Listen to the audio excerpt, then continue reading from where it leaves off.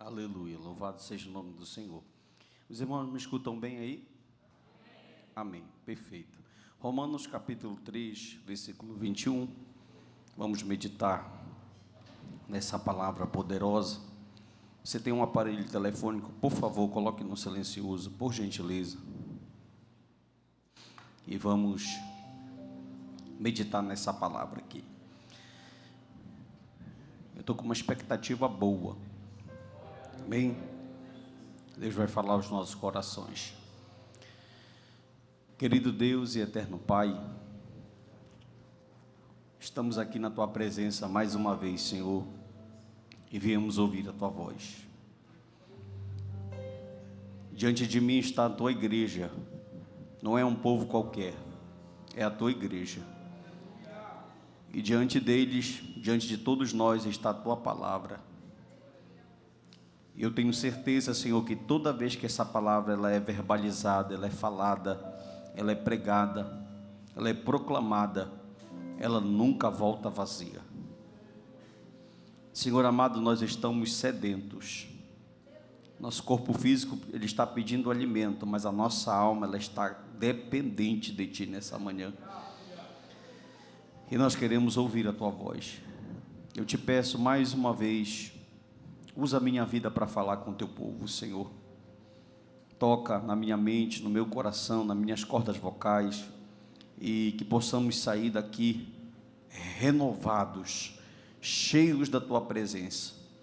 Senhor, tem pessoas que nesse momento estão acompanhando esse culto na sua casa, pela rede social, no seu trabalho.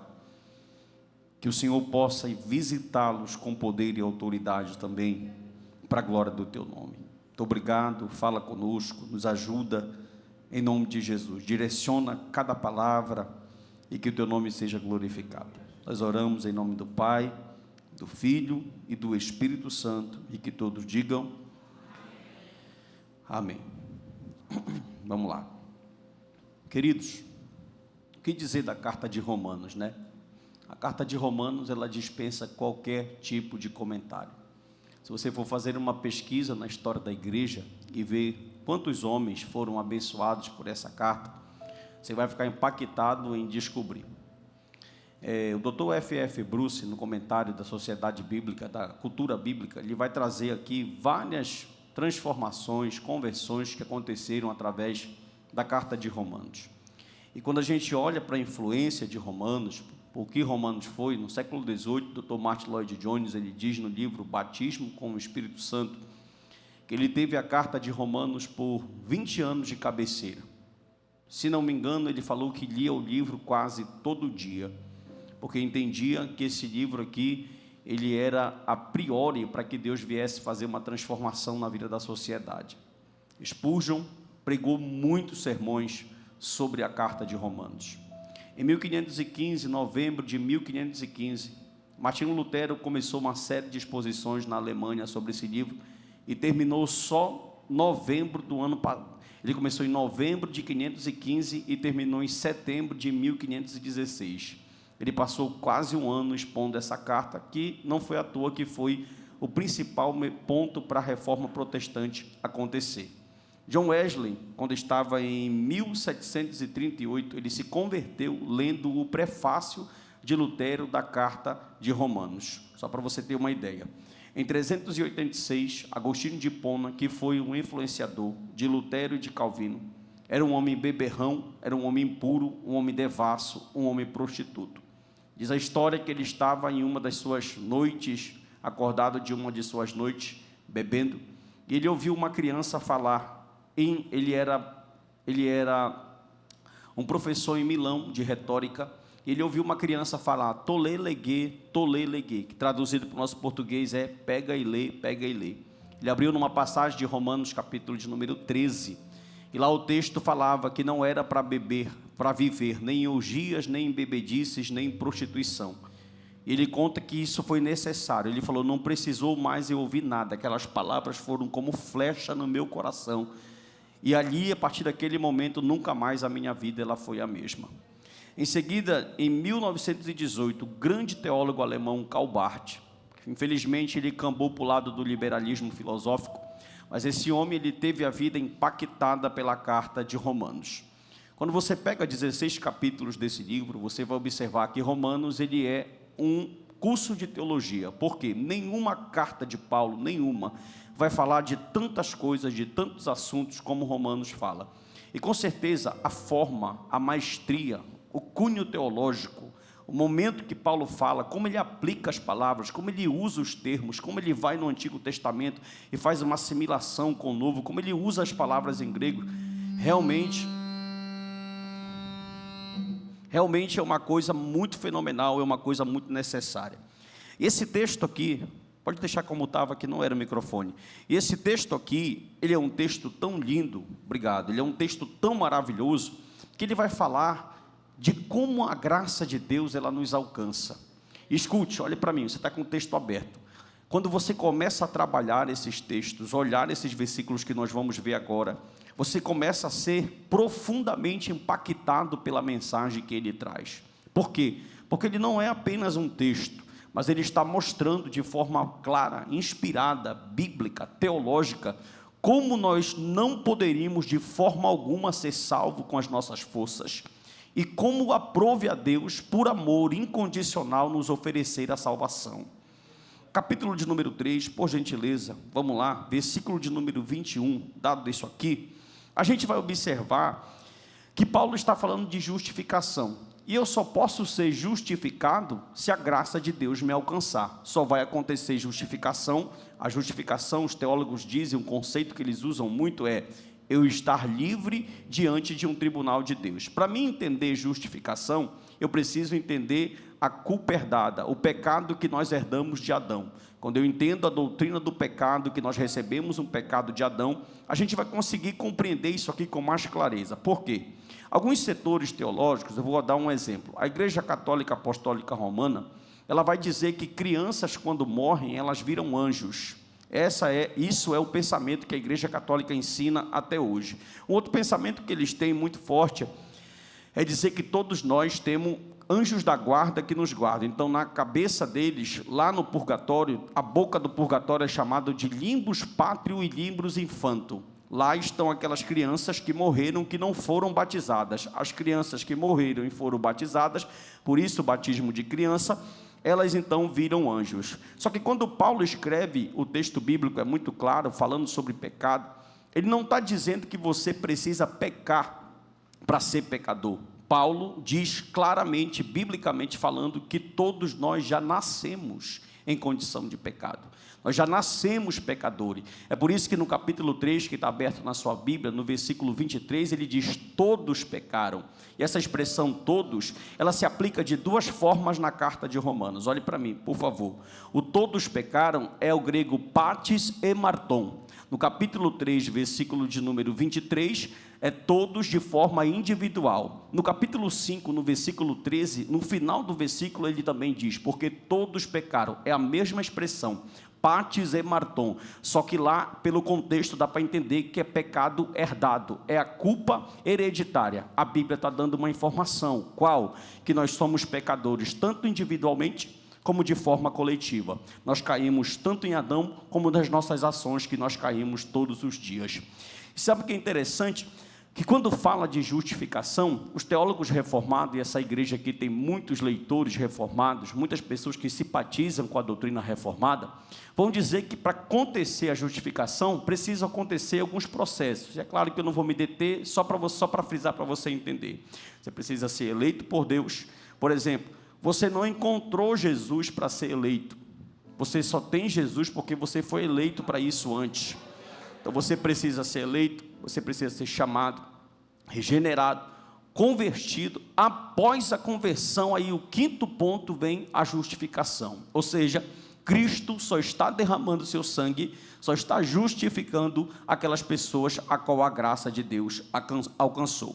Só que o versículo de número 21, ele começa com uma conjunção adversativa, que é o mais.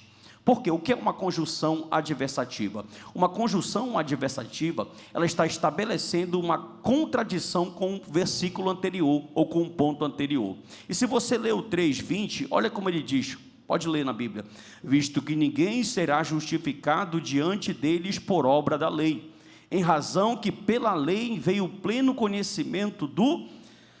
Irmão, quando eu leio isso aqui, entendendo um pouquinho já de quem foi Paulo, o que ele fez, como ele vivia, a forma que ele entendia a salvação, eu fico verdadeiramente impactado, porque quando ele começa a escrever o versículo de número 21, a gente vê que não é mais a mesma pessoa que está falando. Pode colocar o 21, porque ele falou, olha, ele já começa o 20 dizendo que ninguém vai ser salvo diante de Deus, justificado por obras da lei. Aí ele diz, mas agora, sem lei, se manifestou a justiça de Deus. Como assim? Esse homem viveu a vida todinha dele dizendo que quem salva é a lei. Que se você quiser ser salvo, você precisa criar ou fazer um ritual que a lei salva. Quando você pega a teologia sistemática de Frank Ferreira em Alamade, que é uma teologia sistemática bem histórica, ele vai trabalhar um conceito lá que eu acho muito válido para contribuir com vocês essa manhã. Pergunte qual é.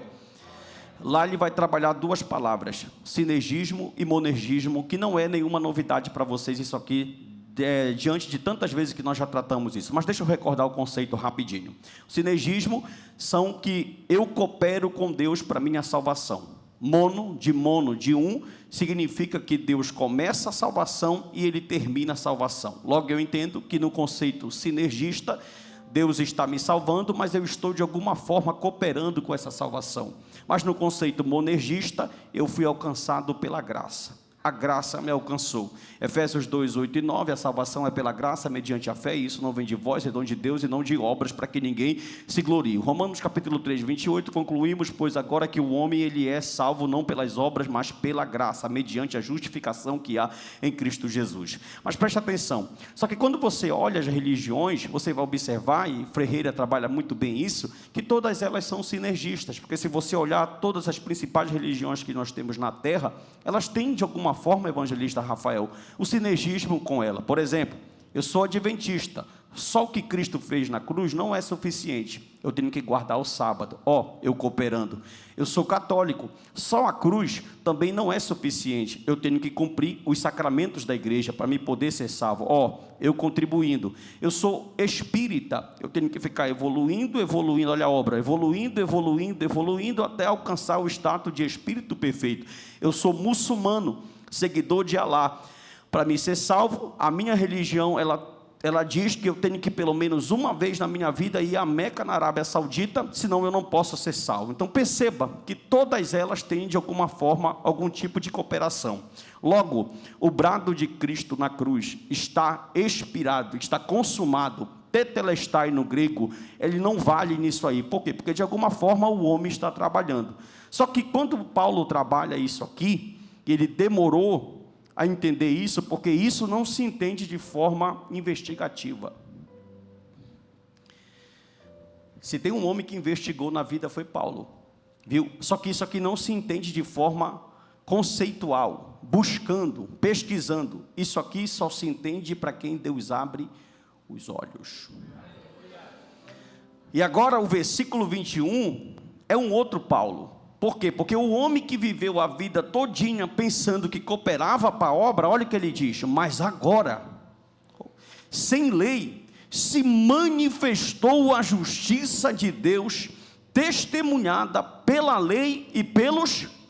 Testemunhada por quem? Pela lei e pelos profetas. Irmão, o verso 22 diz, justiça de Deus, olha aí, mediante a fé em Jesus Cristo, para todos... A minha versão traz o sobre todos em colchete, porque em outras versões não tem o sobre todos. Para todos e sobre todos os que creem, porque não há distinção. No final do verso 22, quando ele diz não há distinção, ele está fazendo uma distinção de judeus e gentios. No capítulo 1, ele trabalhou o homem todo caído. Deus preparou o homem, deu uma natureza para ele, e eles quiseram viver contra a natureza de Deus. No capítulo 2, ele mostra que gentios estão no mesmo barco. Então, quando ele fala que não há distinção, ele está dizendo assim, olha, não tem misericórdia de Deus mais para o povo judeu e menos para o gentio. Não tem distinção, ele diz o 23, porque todos caíram em Adão. Todos pecaram em Adão. Todos estão miseravelmente precisando de Deus em Adão. Não interessa a tua nacionalidade, de onde tu vem, de quem tu nasceu, se tem sangue de Abraão ou não. O que interessa é que a gente está perdido sem Jesus. E escute, quem está testemunhando isso, se tu puder me dar 5 centavos aqui, eu agradeço. Quem está testemunhando isso aqui é um homem que passou a vida todinha levantando uma bandeira sinergista e dizendo assim: vamos cumprir a lei, nós vamos ser salvos, vamos olhar para o que Moisés falou. Só que agora ele começa contrariando todo um pensamento judaico que ele viveu a vida toda, dizendo: mas, oh glória, agora sem lei se manifestou a justiça de Deus. Escute isso aqui para você começar a dar glória a Deus e me ajudar. A justiça de Deus é a maior bênção que nós temos. Por quê? Porque isso aqui é a misericórdia. O texto diz que quando Lutero estava fazendo o prefácio dessa carta, ele parou no capítulo de número 1, e quando ele leu esse termo, justiça de Deus, ele para. Ele fala assim: não pode. Que Deus é esse? Na cabeça dele, teologicamente, funciona assim, ó: se Deus é justo, ele tem que matar o pecador. Então, se ele é justo, por que a gente não morre? E outra coisa, essa justiça foi tentada ele tentou obter essa justiça de diversas formas. Você já leu alguma coisa sobre Lutero? Ele orava no milho, ele subia a escada de joelho, ele se trancou no monastério, ele foi traduzir pergaminhos, ele cumpria todos os sacramentos da igreja, mas ele dizia assim, ó: mas eu não sentia a paz. Porque por mais que o homem pense que algum ato religioso possa aproximá-lo de Deus, ou curar, ou fazer, irmão, preste atenção, quando você pega a lei de Moisés, olhe para mim, quando você pega a lei de Moisés, me dê a sua atenção, por favor, não tire sua atenção daqui, o diabo quer tirar a tua atenção nessa hora que eu estou pregando aqui, mas não deixe isso, olhe para cá, Deus tem uma palavra para ti. Quando você pega a lei de Moisés, e você vê todo aquele ritual perfeito daqueles animais, do jeito que Deus mandou, só que aquilo nada mais era que um simbolismo, não resolvia em nada. E a palavra que Paulo vai usar aqui, propiciação, é justamente fazendo uma comparação com aquilo, eu já vou te explicar. Só que agora Paulo está mostrando que a justiça de Deus, ela é Cristo. É quem, irmão? É Cristo. Então não tem um outro meio de se tornar ou ser tornado limpo diante de Deus, se não for através da propiciação e redenção que há no sangue de Cristo. É por isso que nós usamos essa expressão, que talvez você nem saiba, mas por isso que nós usamos essa expressão: o sangue de Jesus tem, e pensa que poder, irmão, poder de aplacar a ira, poder de acalmar a ira, poder de fazer expiação, poder de nos limpar, poder de ser intermediador, o sangue de Jesus. Agora perceba comigo, o versículo 22, 3:22, está dizendo que é para todos e sobre todos, para todos e sobre, eu não sei de onde foi, de que contexto que Deus te tirou. Ele tirou Paulo do farisaísmo, alguns eles tirou da cachaça, outros do crime, outros da bebedice, outros do petismo, outros de alguma outra forma. Eu não sei de onde foi que Deus te tirou e te arrancou, mas uma coisa eu sei: a graça de Deus, ela nos alcançou. Só que calma, por favor, a gente vai começar a ver aqui que a forma que essa graça nos alcança, ela é totalmente sem mérito nenhum. E muitas pessoas pensam que Deus é obrigado a salvá-las. Muitas pessoas estão afundadas em uma religião, pensando que porque elas foram alcançadas, porque elas são salvas ou frequentam uma igreja, é que Deus tem um débito com elas. Muito pelo contrário, irmão. Nós estamos aqui infinitamente está com a Bíblia aberta, capítulo 5, está aí na tua mão, ó, versículo de número 8, pode colocar aqui no telão, capítulo 5, versículo de número 8, olha que Paulo adianta lá na frente, ele diz assim, ó: mas Deus prova o seu próprio amor para conosco, pelo fato de ter Cristo morrido por nós, sendo nós ainda pecadores. Aleluia. Ainda não era, capítulo 9, os gêmeos nem nascidos, para que o propósito da eleição prevalecesse. A escolha de Jacó não foi por algo que Jacó fez. Você não está aqui porque você fez alguma coisa. Oh glória! Nós não estamos aqui porque fizemos alguma coisa. E Paulo entendeu isso aqui, ó, no capítulo de número 5, versículo 23, quando Paulo fala todos, eu já expliquei que essa expressão todos, ela se refere tanto ao pecado que nós cometemos individualmente, como o pecado herdado de Adão, o pecado individual e o pecado herdado. Quando ele fala todos pecaram, essas palavras aqui, elas vão nos trazer duas culpas. É por isso que em seguida no 24, olha o que ele diz.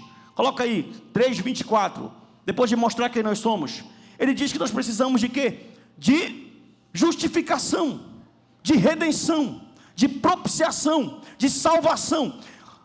Qual é o salário do pecado? Qual é o antídoto do pecado? Diga, é a graça. Vou falar de novo. Qual é o salário do pecado? Qual é o antídoto do pecado? Para quem a graça ainda não alcançou, ele vai morrer.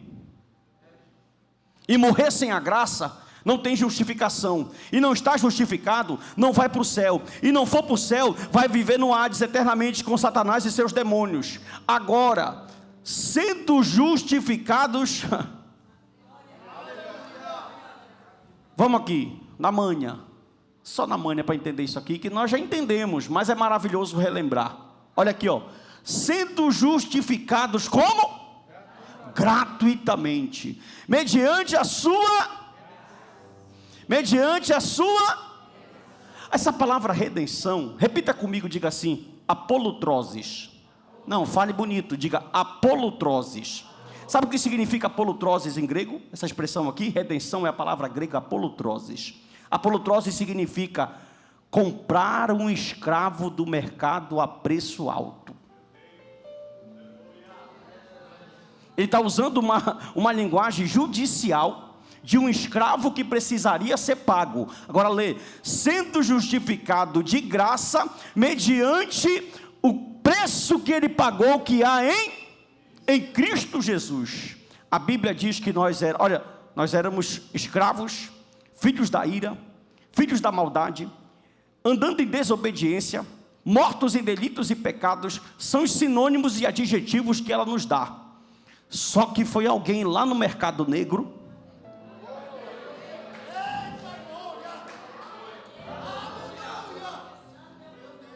sabe o que é interessante?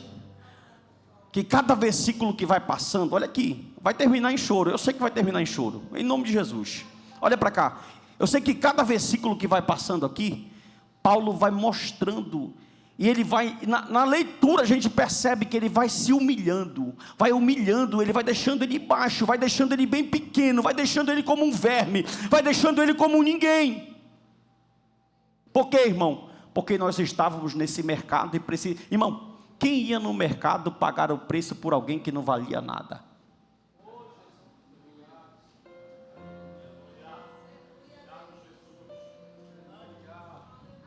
Não foi o Thor que desceu com os olhos verdes para vir te salvar, não, querido. Como diz a mitologia de lá. Não foi o Superman, o principal herói da América, com seu olho de raio laser, com seu poder de ferro, não foi. Aleluia, foi um sangue. Oh glória a Jesus amado. Olha o que eu vou te falar aqui. Foi justificado como?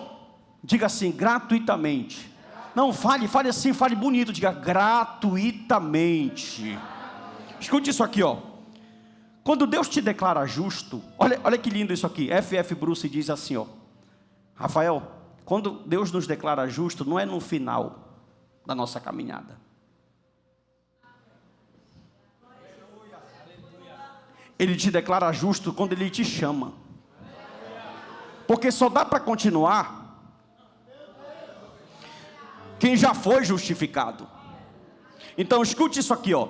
Deus declara o homem justo no início do seu percurso e não no final. Pois essa declaração não está baseada, por exemplo, se eu for e disser, não, eu estou lutando, olha o pensamento do homem, eu estou lutando para me entrar no céu, eu estou lutando para me ser justificado, eu estou pagando o preço. Não, tu já entra justificado, porque a obra não é tua. Ô irmão, entende? Tu já entra justificado, porque quem te deu o direito de participar da jornada cristã foi a graça que está na redenção que há no sangue de Jesus. Por isso que nós já entramos justificados. Agora escute, essa justificação, ela é um ato livre da graça de Deus. Ele quis. Deus, levante a sua mão, por favor.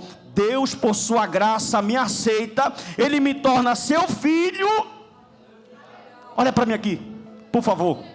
Todos. Se Deus me aceitou. De novo. Se Deus me aceitou. Se por sua graça, um ato livre dele, eu sou livre. Aí eu te pergunto, para que ter medo? Meu Deus, para que temer? Para que pensar que não vai dar certo? Irmão, me diga, qual foi a vez que por onde o sangue passou não deu certo, falhou, deu errado, retrocedeu? Se você já... Escuta, eu fico imaginando assim, ó. Judas verso 9, Deus fala para um anjo que provavelmente seja Miguel, o general de guerra, vai lá no abismo, abre aquelas correntes lá e tira aqueles demônios para ir para a grande tribulação. Diga amém. Lá no mercado negro onde nós estávamos, mercado da China,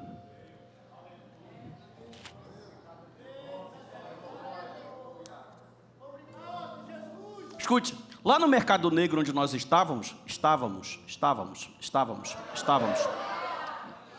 lá nesse mercado negro, Deus não falou assim, querubim, desce lá. Porque a palavra apolutroses, deixa eu ler aqui, ó, apolutroses no grego, ato de comprar um escravo a fim de libertá-lo. Olha para o seu irmão, por favor, e diga assim, ó, livre não é quem está no carnaval.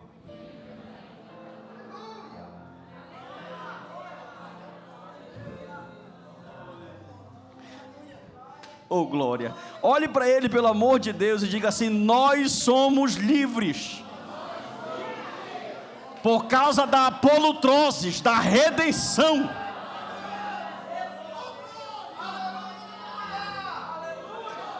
Oh glória, arrepia o cabelo do braço, meu irmão, levante a sua mão, expresse, com glória a Deus, e aleluia, nós somos livres.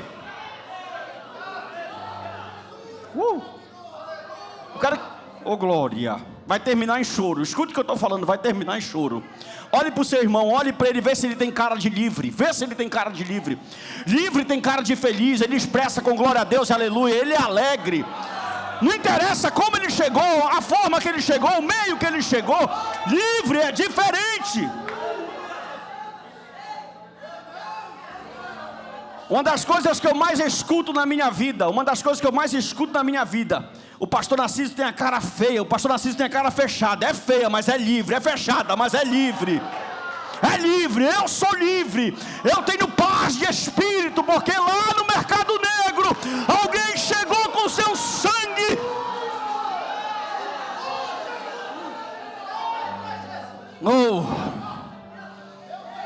aleluia, escute, a justificação, olha aqui, é por isso que é bom servir um Deus soberano.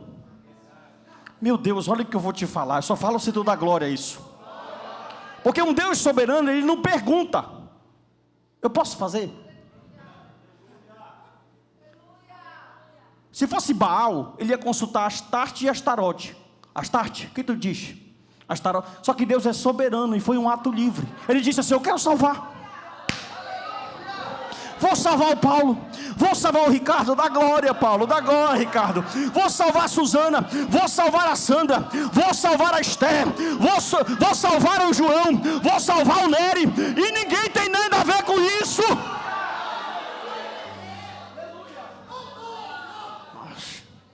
Pentecostal é doido mesmo, porque quando ele entende os mistérios bíblicos, ele não fica igual presbiteriano, oh glória a Deus, não, ele dá glória, ele pula, ele diz aleluia, porque isso aqui, irmão, é algo sobrenatural.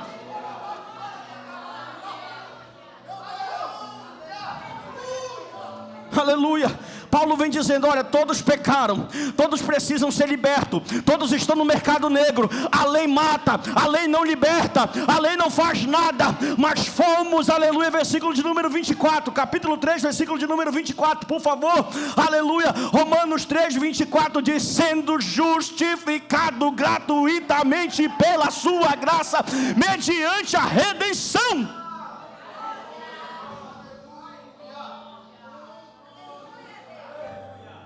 Nunca se esqueça que um sangue foi pago. Aleluia. Escute isso aqui, pastor Narciso, como foi que se deu essa justificação? Olhe para mim, deixa o pessoal trabalhar lá, irmão. Olha para mim aqui, por favor. Vamos lá. Como se deu essa justificação?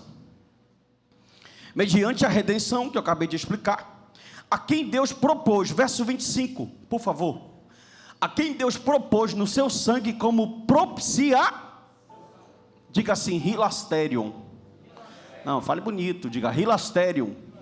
A palavra propiciação é a palavra grega hilasterion. Sabe o que significa hilasterion? Fazer expiação, apaziguar, acalmar. O salário do pecado é quem peca tem que. Mas Deus falou assim: não, eu vou acalmar. Calma. Olha como Paulo é um gênio. O que é propiciação? Propiciação vem de hilaskomai. Hilaskomai significa a tampa da arca da aliança, o propiciatório. E o que era feito na tampa da arca da aliança? Expiação com o quê? Com sangue. Aí Paulo vai lá no Antigo Testamento e fala assim: eu, quando era judeu, também pensava que sangue de touro na tampa daquela arca, oh glória, podia fazer alguma coisa. Mas agora que eu me tornei homem, maduro, crente, cristão em Cristo Jesus, eu entendo que o que acalma a ira, o que apazigua a ira, o que não faz Deus matar, o que tolera. Spurgeon escreveu dizendo no século 18 que se Deus olhasse para a terra, mataria todos os homens, mas quando Ele olha, Ele não mata, porque Ele vê o sangue do Filho dele sobre nós. Abre aspas, olhe para mim. Ele disse assim, e o sangue fala. Segura. Irmão, isso aqui é lindo demais. Olha para mim aqui. Quando Caim matou Abel e ele foi embora, a Bíblia diz que Deus foi ao encontro dele e disse assim: Caim, cadê o teu irmão? Olha o que Deus falou: o sangue, o quê? O sangue dele clama. A Bíblia está dizendo que sangue fala. A Bíblia diz que a vida está no sangue, e a Bíblia está dizendo que sangue fala. Só que lá na cruz também tinha um sangue falando. O sangue de Abel falava a vingança, mas o sangue de Jesus falava: perdoa, acalma, apazigua, eu vou dar um jeito, eu já dei um jeito, eu quero eles, eu vou dar graça, vou comprar no mercado negro, vou encher de dons, vou capacitar, oh glória, aleluia Jesus. Escute, Dr. F.F. Bruce disse que a morte de Cristo é o meio pelo qual Deus elimina o pecado do seu povo, não simbolicamente, mas como Levítico 16, mas realmente. Se a tampa do propiciatório na antiga aliança só era um simbolismo e não tirava o pecado de ninguém, lê Hebreus de 5 a 10 que tu vai saber o que é o sangue de Jesus. Agora perceba uma coisa, diga assim: hilasterium. A propiciação que Deus providenciou em Cristo, ela não só retira impiedade e injustiça. Por exemplo, o sangue de Cristo não providencia para ti uma vida piedosa e justa somente, ele vai muito além. Pergunte por quê? Porque ele aplaca a ira de Deus. Escuta, Deus é tão inteligente na sua eternidade, a quem Deus propôs no seu sangue como propiciação. Antes de Adão cair, a Bíblia diz que Deus queria revelar a sua glória e o seu filho. mediante a fé para manifestar sua justiça. Só que pecou, tem que morrer, e Deus é justo, sim ou não? Olha o que ele faz: por ter Deus na sua tolerância. A salvação tem 3 tempos: passado, presente e futuro. No passado, a salvação é justificação. Só é salvo quem foi justificado no passado. No presente, a salvação é santidade. Quem vive em santidade está salvo. E no futuro ela será glorificação. Como o sangue de ninguém, nenhuma obra, nenhuma mandiga, nenhuma religião, nenhum líder, nenhum sinergismo, ninguém pode deixar a gente limpo para Deus. Foi necessário o Filho vir. E quando ele está morrendo, aquele sangue tem tanta eficácia no passado, no presente e no futuro, que na cruz está sendo pago os pecados de Abraão, de Isaac, de Jacó, de Davi, dos profetas, de Moisés, os nossos. E se ele não voltar, o que nós ainda vamos cometer. Por quê? Porque a salvação, ela está acontecendo com eficácia. O que diz Hebreus 13:8, você sabe de cor? Jesus Cristo é o mesmo ontem, hoje e será. Logo então a salvação, ela é retrospectiva, ela alcança o passado, mas ela é prospectiva, ela alcança também o futuro. Eita, sangue poderoso, meu irmão. Versículo 26, vamos lá, capítulo 3, verso 26, bora terminar com chave de ouro. Olha aí, ó: tendo à vista a manifestação da sua justiça no tempo presente, para ele ser o justo e justificador daquele que tem fé em Maria. Não corre para Cristo para te ver o que acontece contigo.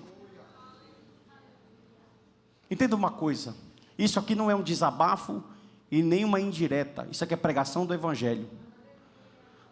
Não interessa se tu vive bem na sociedade e não mexe com ninguém. Tu precisa do sangue de Cristo. Ah, pastor, eu sou bonzinho, da casa para o trabalho, do trabalho para casa. Qual é a diferença tua para o assassino? Nenhuma. Nesse sentido, não. A moral tua é bem melhor. Mas nesse sentido, todo mundo precisa ser justificado. E escute, se Deus fizesse assim, irmão, quem é pecador aqui, diga amém. Amém, também sou. Se Deus falasse assim, ó: a conta de vocês é o seguinte, eu vou pegar uma galáxia, estou viajando aqui, tá? Eu vou pegar uma galáxia, vou colocar uma corrente no pé de todos vocês, e vocês vão pagar 1000 anos para mim de pena com uma corrente no pé. Ele poderia escolher inúmeras soluções para a gente pagar o pecado. Uma coisa que ele não poderia escolher era querer o único filho que ele tem. Calma. Se fosse jogar numa porcentagem, 99,999% de Cristo vir, no nosso ver, na nossa matemática, não daria certo. Mas de todas as opções possíveis, parece que Deus quis aquela que não era possível, que foi fazer o Filho vir aqui.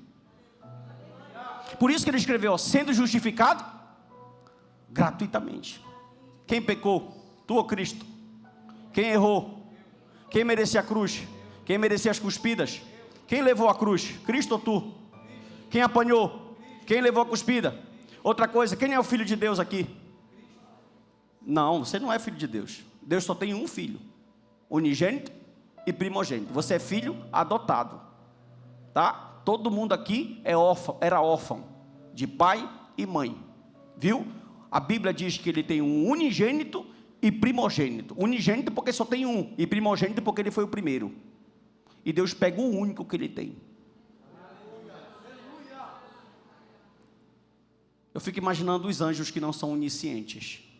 Senhor, tu vai morrer por esse cara que vai falhar culto.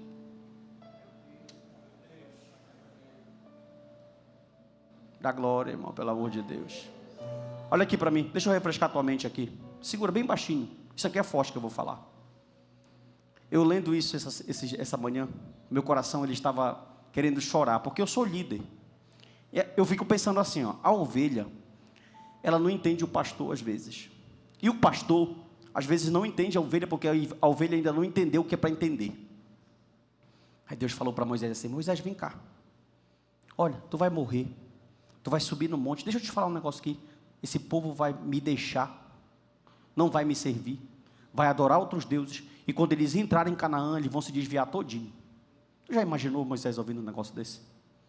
cara doou a vida dele, 80 anos no deserto, 40 só e 40 com o povo, e de brinde ele ganha isso. Olha, Moisés, eles vão virar o Satanás. É claro que ali tinha os seus eleitos e os seus remanescentes. Se tu for olhar na Bíblia, Deus sempre trabalhou com remanescente.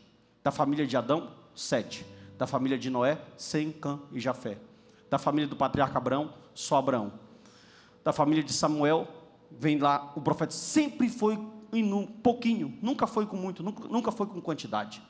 Josué e Caleb, ó, de toda aquela geração, sempre foi. E aqui?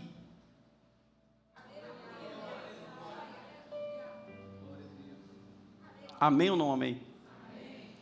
Aprenda a entender e valorizar o que é graça de Deus.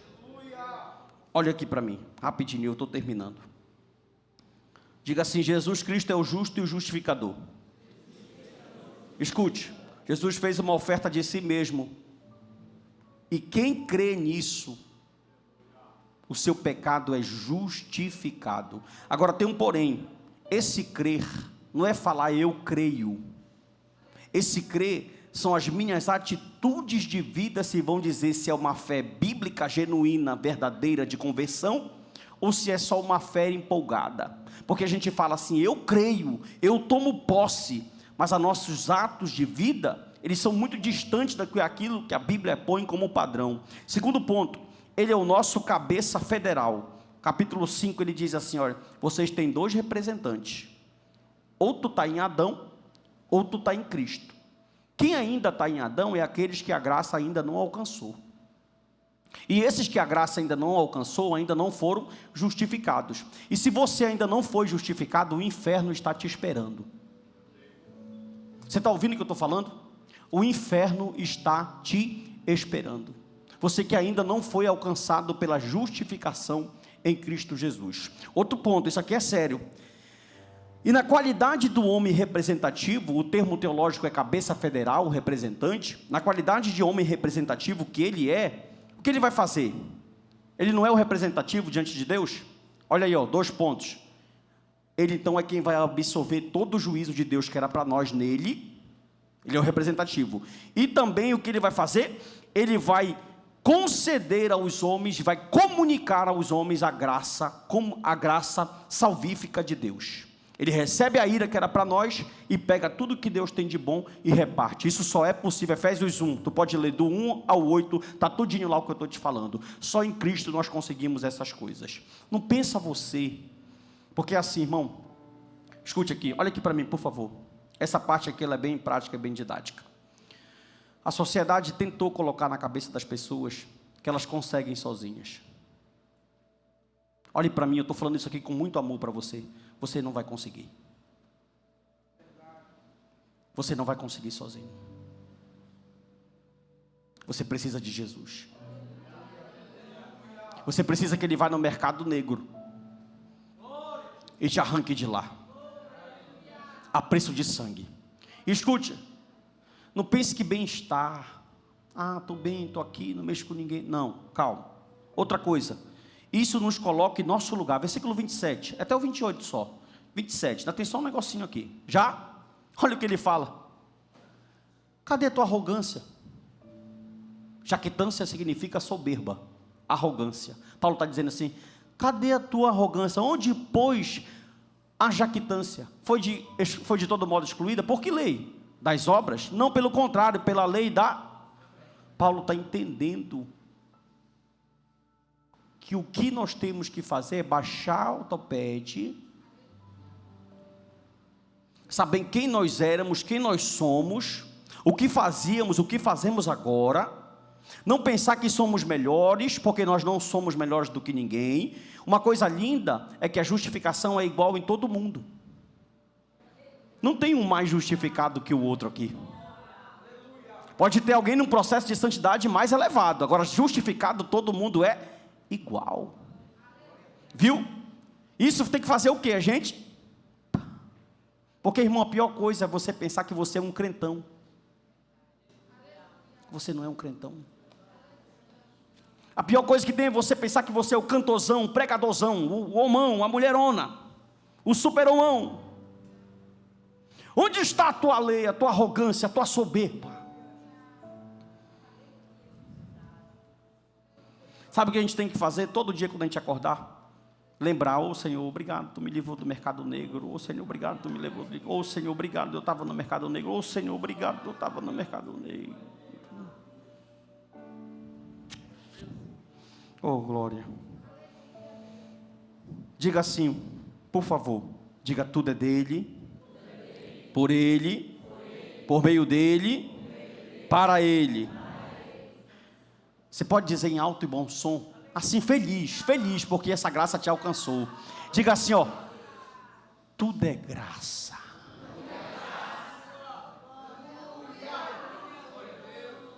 Oh, glória. Vou melhorar, para melhorar o glória. Eu melhorando, melhora o glória também. Presta atenção. Tu trabalha de manhã, é graça. Tu acorda cedo, é graça. Tu fez um curso, é graça. Tu está no teu carro, é graça. Tu vai para a empresa, é graça. Onde tu chega, é graça. Tu come, é graça. Tu dorme, é graça. Tu passeia, é graça. Escute, escute. Olha aqui, por favor. Só que tudo isso é graça comum. O ímpio também tem. Só que para nós é diferente. Para nós tem uma graça salvífica. Para nós quem, pastor? Que cremos que Ele é o justo e justificador.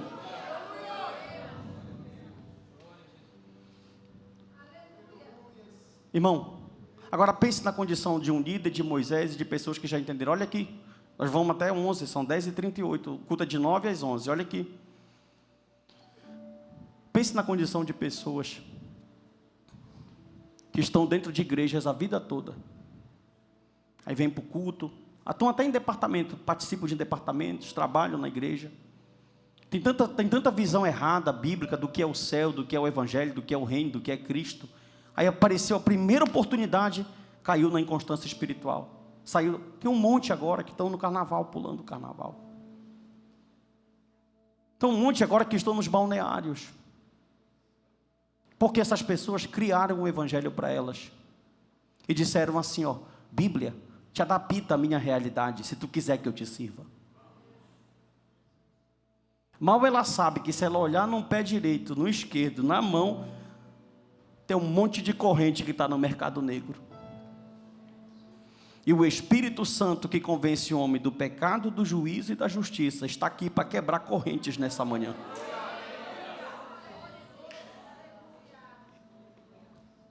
Oh, glória. E o meio que ele usa isso é através da pregação da palavra. É só através da pregação da palavra. Talvez você esteja aqui dentro, e o fato de você estar aqui dentro hoje não significa que você é livre.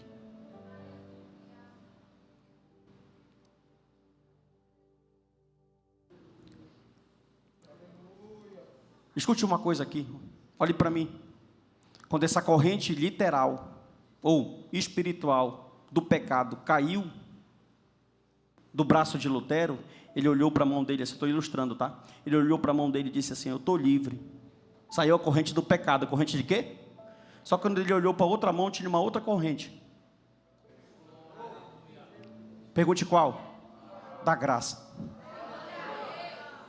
Aí ele disse assim, ó: o homem é uma besta fera.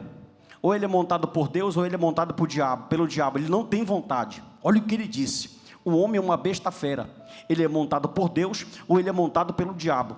Porque se você não for escravo do pecado, você vai ter que ser escravo da verdade. E se você não for escravo da verdade, você vai ter que ser escravo do pecado.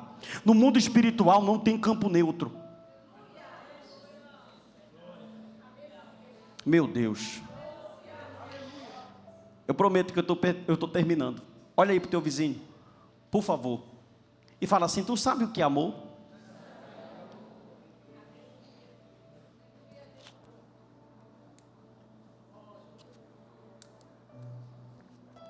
Há 8 anos atrás, quantos anos?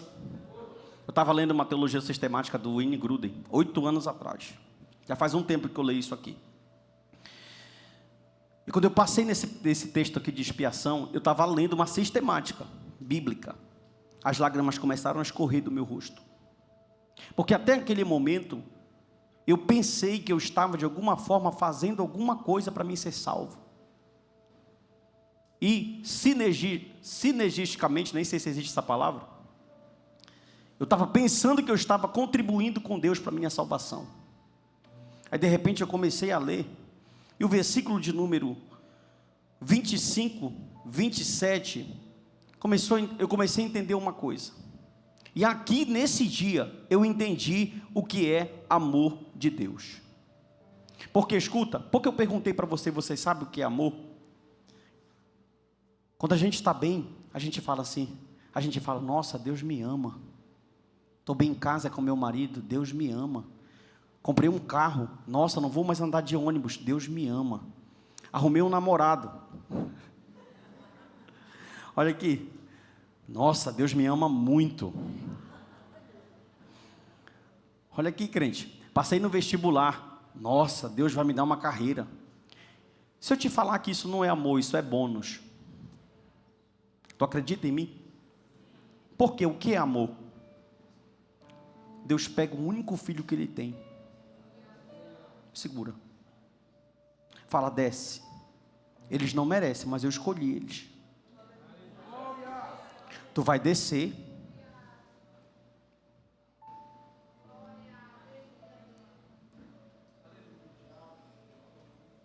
Pode refletir. Essa manhã é uma manhã que você está descobrindo o que é amor.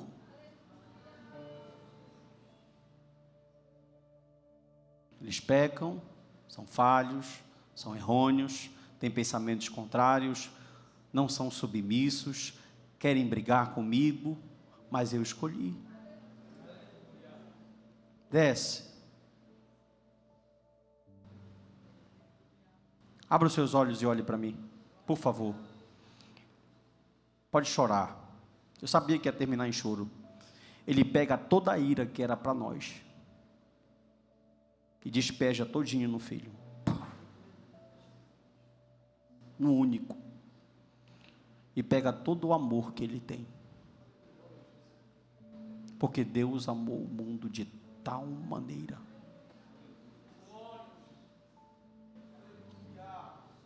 que entregou seu Filho unigênito para que todo aquele que nele crer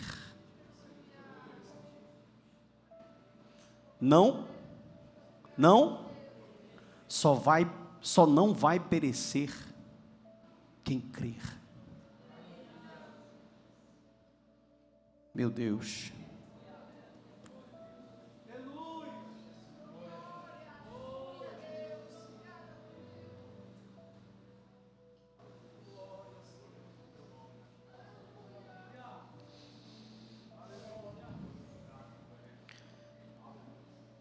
Você que está longe de Jesus,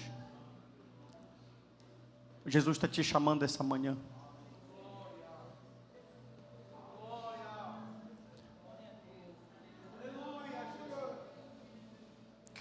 É um amor incondicional. As lágrimas escorrem do rosto porque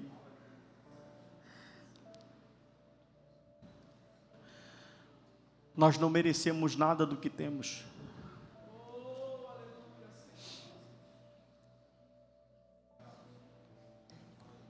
O preço já foi pago no Calvário.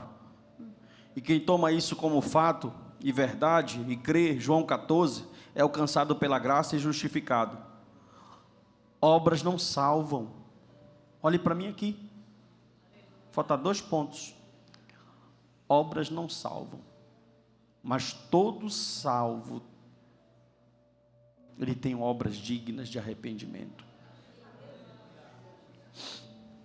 O pecado não reina mais em nós. Coloca Gálatas 5:24, deixa a igreja ler, leia e dê glória. Gálatas 5:24, essa palavra é profética. O texto bíblico diz, e os que são de Cristo crucificaram a sua carne com as suas paixões e concupiscências. Deixa eu melhorar, coloca o capítulo 6 para mim, capítulo 6 de Romanos, por gentileza, o versículo de número 12, olha esse texto, irmão, olha aqui, 6:12, não reine, portanto, o pecado em vosso corpo mortal, de maneira que obedeçais às suas paixões, porque eles estão lá, agora, Olha como isso é diabólico, cara. O Léo colocou um status ontem no vídeo dele de um senhor falando. É a pura realidade. Um povo sofrido, sem dinheiro, sem trabalho, diz que está alegre. Que alegria é essa? Não tem emprego, a inflação está lá em cima, as pessoas não vivem bem, não têm saúde, não tem um mínimo de escolaridade para os filhos. Farsa. Mas por que estão lá? Porque ainda obedece às paixões da sua carne. Só que tem um porém, verso 13.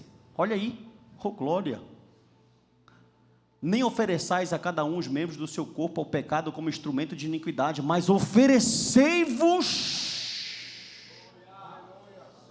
como ressurreto dos...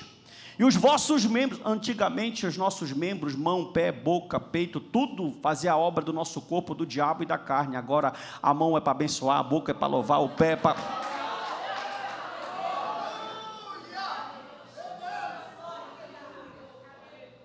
Verso 14, para terminar. Aleluia. Porque o pecado não terá domínio sobre vós. Não terá domínio sobre vós. Não terá domínio sobre vós. Aleluia. Segura o texto aí. Eu já terminei. Ele vem todo dia, bate, vem violento, pá. Sai fora, Cristo vive em mim, não vivo mais eu. E vai continuar essa tarefa até o último suspiro teu. Só que o final está dizendo que nós não estamos mais debaixo da lei. A graça de Deus nos alcançou.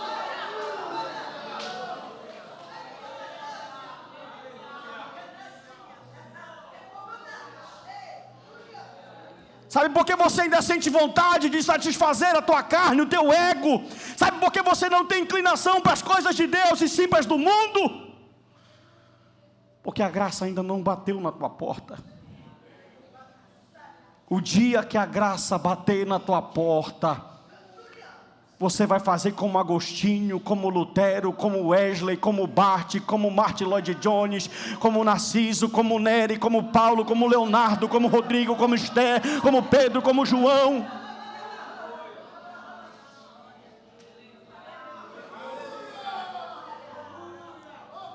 Essa manhã você vai voltar para sua casa ouvindo que o pecado não tem mais domínio sobre você.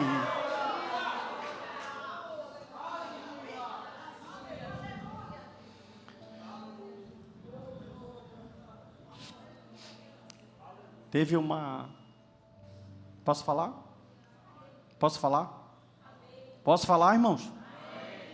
Teve uma caravana na Idade Média que pensaram que eles tinham descobrido a pólvora. Os monges falaram assim: pronto, bora fazer o seguinte, bora sair do convívio social, deixa eles se afundarem, bora para as montanhas. Lá a gente fica só lendo a Bíblia, orando, consagrando, jejuando, e se trancaram. Se excluíram de tudo. Não iam para o shopping, não assistiam Netflix, faziam nada. Lá dentro da caverna, enclausurado, restrito, fechado, eles descobriram que o problema não estava no mundo. Meu Deus, o problema estava neles. Tem um antídoto. Já ouviu o comercial do Vênis? Vênis tira qualquer mancha. Eu conheço um melhor que o Vênis.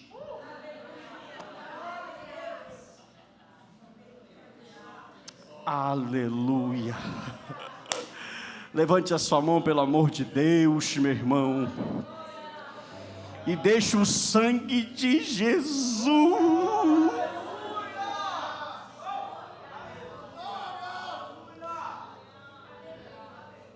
Eu choro às vezes na minha casa, conversando com Deus sozinho, e digo: Senhor, porque essas pessoas não te amam, não te adoram, não querem te servir, não querem largar, não querem renunciar, não querem ter compromisso. É tão bom te servir.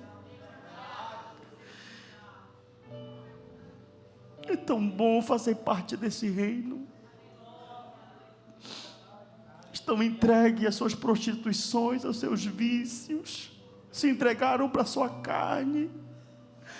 estão pensando que não vão pagar um preço, na verdade já estão pagando um preço, enquanto a graça está superabundando. O mundo já te perdeu, querido.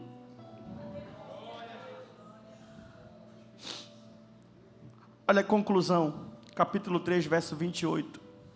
Paulo diz: concluímos, pois, que o homem é justificado pela fé, independente das obras da...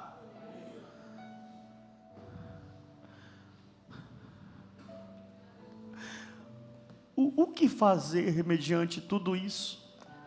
Olha aqui para mim. Quem de nós aqui nessa manhã poderia pagar o preço que foi pago e o favor que foi dado? Só o que nós podemos fazer, sabe o que é? É pegar a nossa curta vida que nós temos. Eu cheguei com 20, já vou para 40, irmão. A voz já está arranhada. O tempo não para. E você que está com todo o vigor, que podia estar dando sua juventude para o Senhor, sua vida para o Senhor, sua família para o Senhor. Ah, fulano me ofendeu, fulano não gosta de mim, fulano falou assim, fulano disse isso, Beltrano brigou. O que Cristo fez foi muito além disso. Tem alguém para Jesus nessa manhã? Se tem, levante da sua cadeira agora. É agora. Vem, meu filho, pode vir.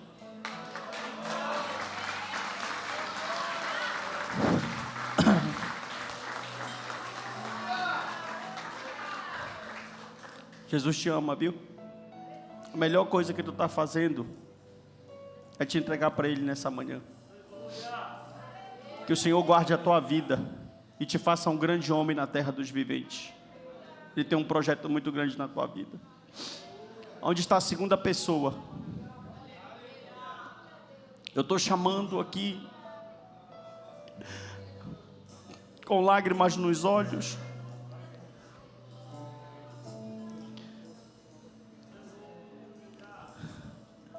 Onde está a segunda pessoa?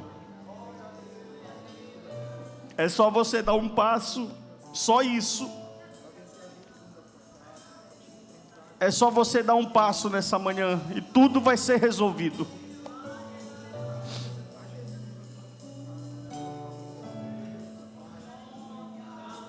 Eu sei que essa palavra te sacudiu essa manhã. Ela não é minha. Ela é o cuidado de Deus contigo. Pastor, sou eu quero voltar, eu quero continuar, eu quero caminhar. Eu estou te esperando, rápido, por favor. Eu quero orar por ti. Eu quero orar pela tua vida.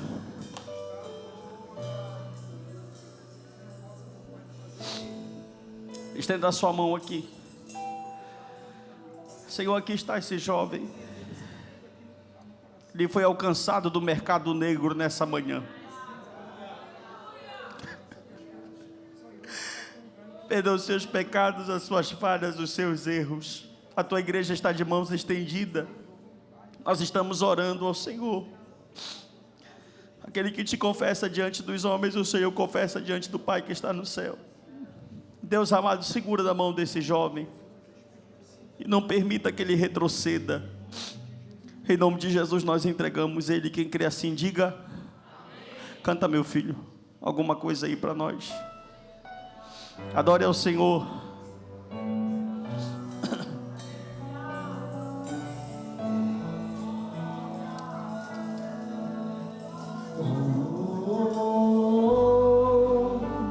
Esse aqui